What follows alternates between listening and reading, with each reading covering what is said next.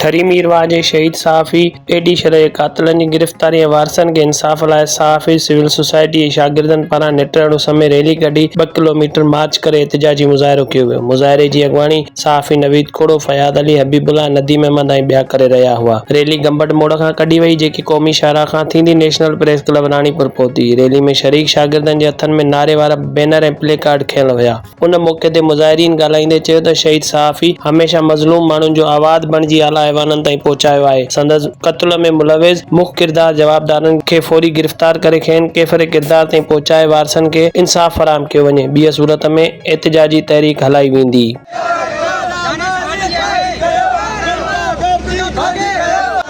तेरा बाप भी देगा आज़ादी, तेरा बाप भी देगा आज़ादी।